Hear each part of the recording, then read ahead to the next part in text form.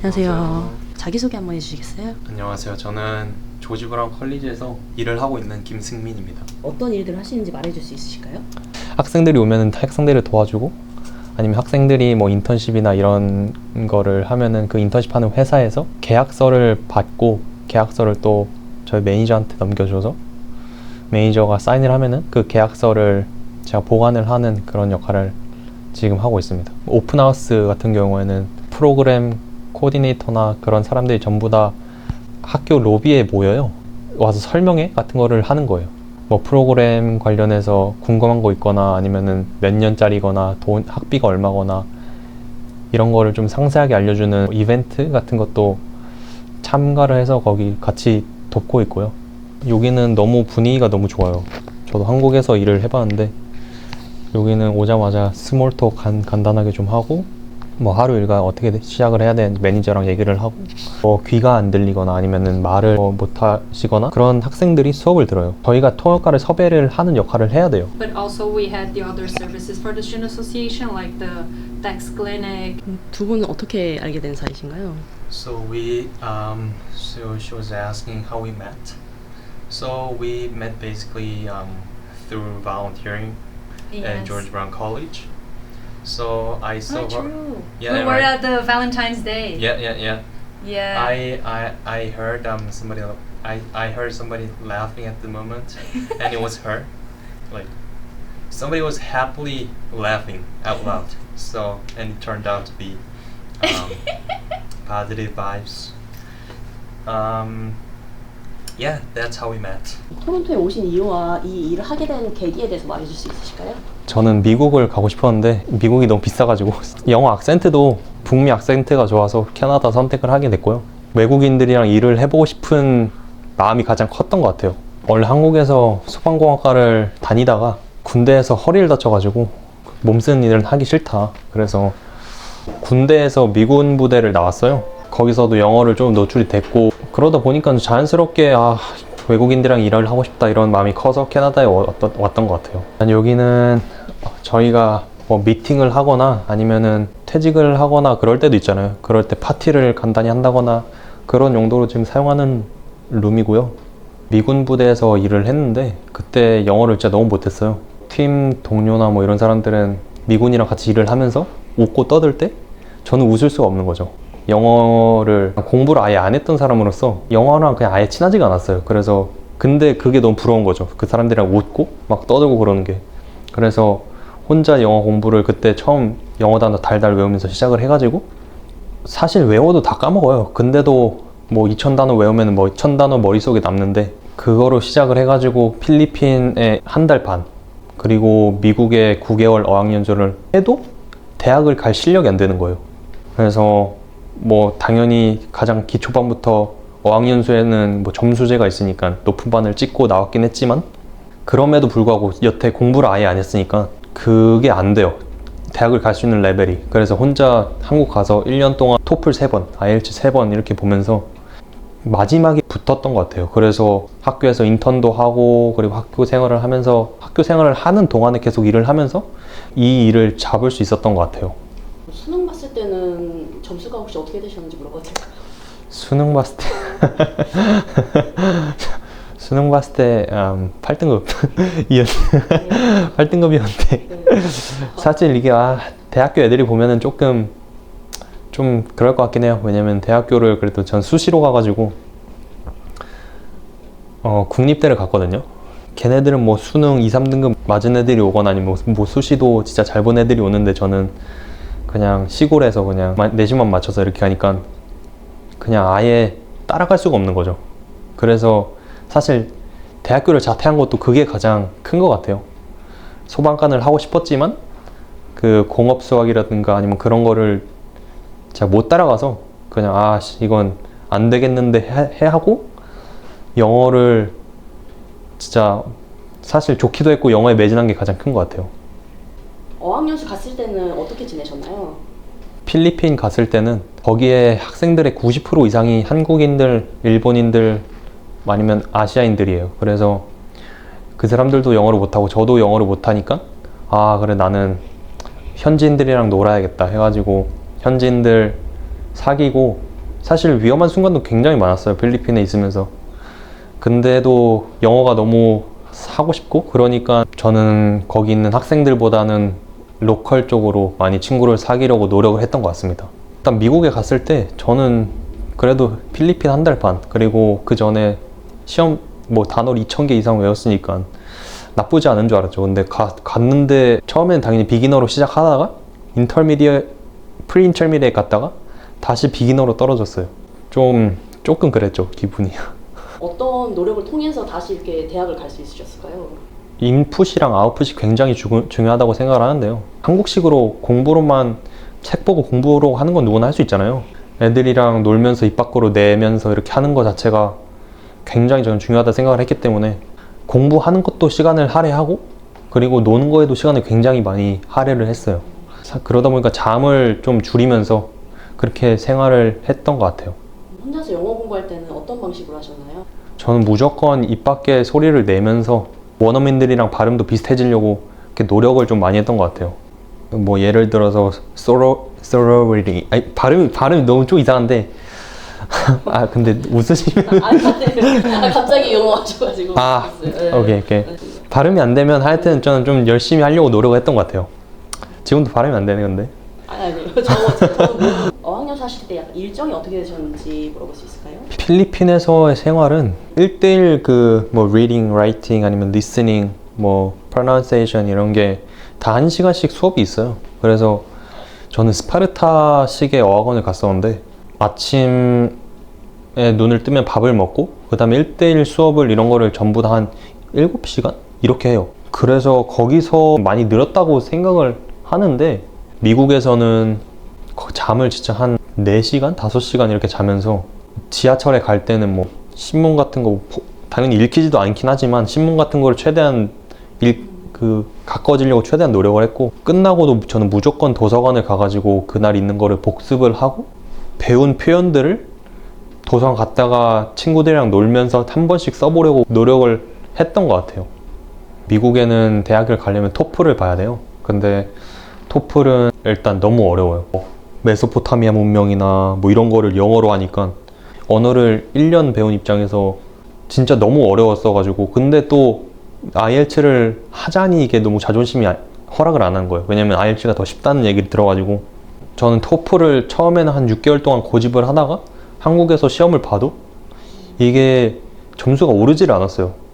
그래서 어쩔 수 없이 그냥 IELTS 보자 라고 했는데 IELTS 평균 점수는 나왔지만 각각 평균 이상 점수가 나와야 되는데 리딩이나 리스닝에서 그냥 답이 없는 거예요. 뭐 스피킹이나 라이팅은 그동안 해서 그런지 모르겠지만 저는 비교적 쉽다고 느꼈고 6번째 시험에서 점수가 딱 나와가지고 대학교에 입학을 하게 됐습니다. 뭔가 혼자 할 수 있다는 확신 같은 게 있으셨나요? 1년에는 어떻게 되고 2년에는 어떻게 되고 3년에는 어떻게 되고 이런 식으로 저는 최대한 목표를 좀 구체화해서 영어 실력을 좀 늘릴 수 있었던 것 같아요. 혼자 공부하게 되면은 틀렸을 때 알아내려고 혼자 막 추론해봐도 내 사고 안에 갇히잖아요. 이 이상 한계를 못 넘어가서 또 틀리고 이런 경우들이 생기는데 네. 정말 인강에서 뭐 선생님 해설 듣거나 이런 부분 없이 혼자서 계속 될 때까지 계속 이렇게 추론하면서 하신 건가요? 모르는 건 모르는 채로 넘어가고 다른 거에 좀 더 집중을 했던 것 같아요. 언제 영어가 제일 많이 늘게 되셨나요? 저는 다들 그러다시피 뭐 외국인 여자친구를 만났을 때 가장 많이 늘었던 것 같고 저는 영어를 배울 때 얘가 어떤 단어를 쓰는지 뭐 거기서 최대한 제가 제 거로 만들려고 노력을 했던 것 같아요.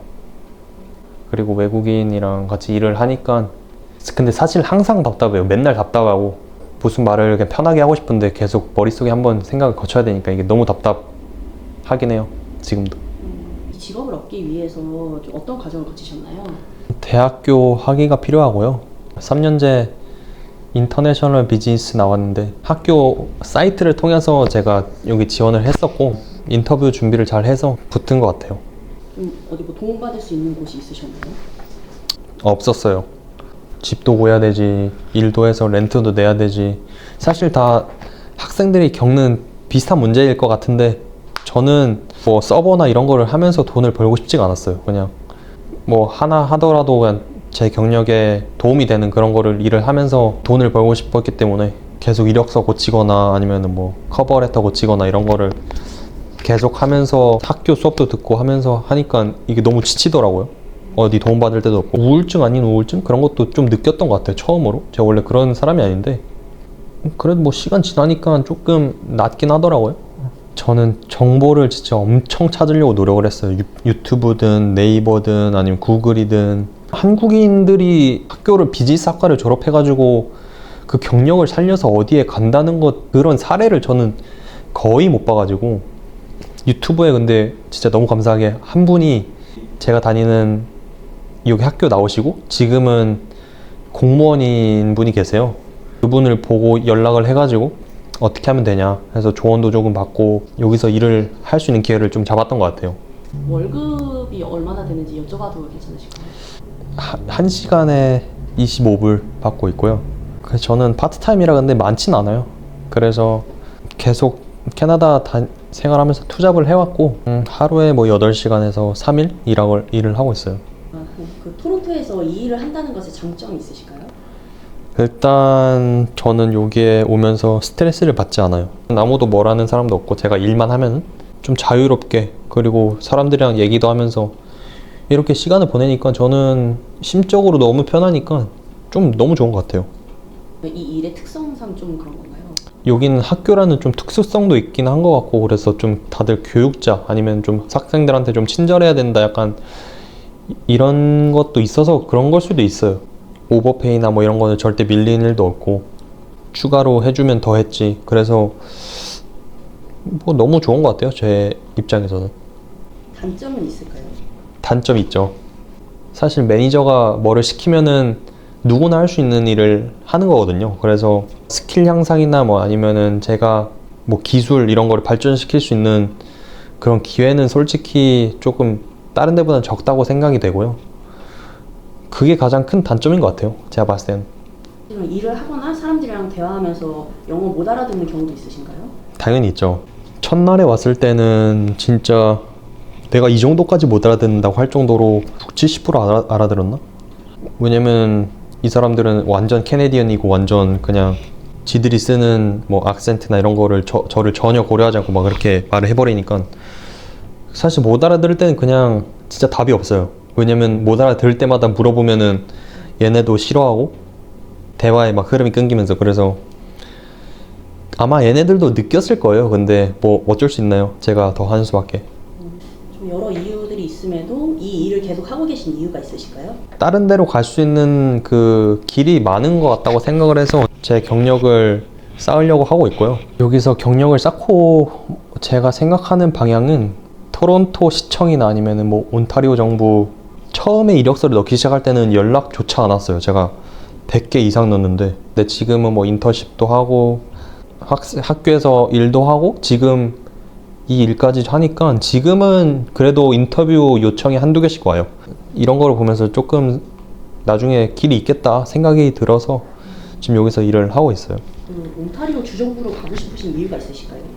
저는 뭐 어디서 해봤다라는 그 성취욕이 조금 있는 것 같아서 그래서 아 나 여기까지 해봤다. 이게 솔직히 자기 만족인 것 같아요. 여기서 하나 거기서 하나 뭐 돈 많이 주면 장땡인 것 같긴 한데 캐나다까지 와서 공무원도 해봤다 약간 이런 자부심? 또 인터뷰를 많이 하시면서 얻게 된 합격 노하우 같은 것도 있으실까요? 이게 인터뷰를 많이 하다 보면은 자연스럽게 그냥 자연스러워져요. 사실 아무것도 없이 들어가면은 당연히 가진 게 없으니까 자신감이 없죠. 근데 봉사활동을 하거나 아니면은 뭐 학교에서 파트타임을 하면서 뭐 사람도 만나고 네트워킹도 하면서 그런 정보들이나 뭐 하나둘씩 내가 이렇게 경력 그것도 아무것도 아닌 것 같은데 이게 이력서에 집어넣을 수가 있어요. 그런 거를 하나하나 쌓았을 때 조금 자신감이 생기더라고요. 그래서 그것 때문에 합격한 것도 있지 않나 싶네요. 네, 여기는 저희가 뭐 쉬거나 그럴 때 활용하는 휴게실입니다. 주방 같은 데도 있어서 뭐 커피나 아니면은 뭐 잠 깨기 위해서 뭐 이런 게 있고요. 냉장고도 있고 전자레인지도 있고 그래서 점심을 여기서 보통 먹거나 아니면 사서 먹기도 하죠. 가장 힘들었던 때랑 극복할 수 있었던 계기가 있으실까요? 가장 힘들었을 때는 당연히 처음 왔을 때 0부터 시작했을 때가 가장 힘들었고요. 왜냐면 뭐 당연히 아무도 없고, 그때는 저 반지하 살았었거든요. 반지하에 창문도 없었어요. 사실 원래 그러면 안 되거든요. 캐나다에서 돈을 더 벌겠다고 이게 방을 잘라가지고 방을 2개로 나눈 거였어요. 그래서 방을 없는 데를 제가 가가지고 사실 돈도 아낄 겸 그렇게 살았지만, 그때 햇빛을 안 보니까 이게 점점 약간 우울해진다 해야 되나? 저도 처음 느꼈어요. 이게 저도 원래 우울증 이런 게 전혀 없는 사람인데, 그래서 그때가 가장 힘들고, 뭐 돈도 없고, 그래서 뭐 라면으로 맨날 뭐 밥 말아 먹고 뭐 이럴 때가 있었는데, 그때가 가장 힘들었죠. 친구도 없고 가족도 없고 학교 다녀야 되지 뭐 이래야 되지 뭐. 그러니까 할 수 있었던 이유가 있으실까요? 저는 술을 좋아해서 반지하에서 술 먹고 자면 이게 너무 좋아요. 뭐 창문도 없으니까 껌껌하지. 뭐 술 먹고 한잠 자면 뭐 이게 살아난지 죽었는지 장난이고. 사실 그런 거에는 극복 방법이 없는 것 같아요. 그냥 시간이 약인 것 같아요, 진짜. 그때 번아웃 됐어가지고 진짜 아무것도 안 하고 막 그럴 시기가 있었는데, 그때는 진짜 너무 힘들었어요. 약간 힘든 거 호소하는 호소인 같긴 한데 너무 힘들었다. 일단 이런 거 다 제가 만든 거고요. 학생들을 모으기 위해서 홍보하는 그런 거예요. 이런 정보들을 뽑아가지고 테이블에 놔두면 학생들이, 관심 있는 학생들이 저희 테이블에 오는 거죠. 뭐 질문 있으면 질문하고, 전반적인 학교 생활에 대해서도 궁금해하시는 분들이 많아서 그런 거를 알려주고 있습니다. 장기적인 꿈이 있으실까요? 저는 여행을 좀 굉장히 좋아해서, 근데 여행을 하려면 돈이 있어야 되잖아요. 일단은 돈을 좀 많이 버는 게 목적으로 지금 돼서, 근데 사실 캐나다는 아니에요. 캐나다는 너무 재미가 없고, 저는 일단 미국을 가고 싶고, 미국에서 제 사업을 하고 싶어요. 어떤 사업인지 생각해 두신 게 있으실까요? 중국 친구가 한국 담배 들어와서 캐나다에 팔더라고요. 마진을 한 3-4배 남겨놓는 거 그거 보고서는 와, 씨, 이거 뭐지? 이렇게 생각해가지고 그때부터 좀 물류에 관심을 갖기 시작했고, 그런 식으로 해서 좀 돈을 많이 벌 수 있을 것 같아서, 제 생각에는 그런 사업을, 아이템을 찾아서 그런 사업을 하고 싶습니다. 미국이 어려우면 캐나다에서 하셔도 괜찮지 않으실까요? 캐나다는 일단 너무 재미가 없어요. 네. 이렇게 재미없는 이유가 있으실까요? 너무 갈 데도 없고 볼 데도 없고, 일단 사람도 일단 좀 달라요. 사람도 미국 사람들은 자기 생각을 좀 잘 얘기하는 반면에 이 캐나다 사람들은 얘기를 잘 안 해요. 저는 저의 생각을 잘 말하는 편이라서 제 생각을 말하면 사람들이 좀 도망가더라고요. 그래서 그런 부분에 있어서는 저랑 전혀 맞지 않는 것 같아요. 같은 직종이나 토론토에서 일하길 원하는 사람들에게 해주고 싶은 얘기 있으실까요? 될 때까지 하시고요. 그게 너무 뻔한 얘기인데, 뭐 연고지 하나 없는 데서 직업 잡는 게 쉬운 일은 아니잖아요, 솔직히. 포기하진 마시고 계속 될 때까지 하시면은 배우는 시간도 다 본인 몫이 된다. 그래서 포기하지 말고 계속 하면은 된다고 저는 생각을 해요. 네트워킹이나 아니면은 뭐 학교에서 기회가 무조건 있어요. 학교를 다니면은 봉사활동부터 시작해가지고 그때 인맥을 쌓아가지고 거기서 기회를 잡았어요. 비즈니스 쪽으로 선택을 하셨으면 너무 힘든 길인 건 맞는 것 같아요. 저도 저번에 식당이나 뭐 이런 데서 일을 할 때 비즈니스라고 말을 하면은 넌 나중에 돈가스나 쌀 거다 이런 얘기를 들은 적도 있고. 같은 한국인한테. 네. 그래서 근데 사실 저는 그런 거를 전혀 상관 안 해가지고, 그런데도 불구하고 사실 쉽지 않은 길은 맞아요. 일을 잡을 때도 저는 제 스스로 혼자 다 정보 하나하나 긁어가면서 이렇게 찾았기 때문에. 근데 그 와중에도 만나는 사람, 그리고 뭐 봉사활동하면 얼굴 비친 사람, 그런 게 전부 다 저의 정보가 되고, 그거를 통해서 제가 여기까지 잡을 수 있다고 생각을 해요. 비즈니스를 선택하신 분들도 일단 포기는 하지 마시고 계속 하시다 보면은 무조건 길이 있다고 생각을 하거든요. 이게 사실 몇 년이 걸릴지는 하기에 따라 달려있긴 한데 운도 좀 따라야 되는 것 같기도 하고요. 그래서 제가 마지막으로 드리고 싶은 말씀은 포기하지 말고 가시는 길에 일단 무조건 길이 있다라고 말씀을 드리고 싶어요.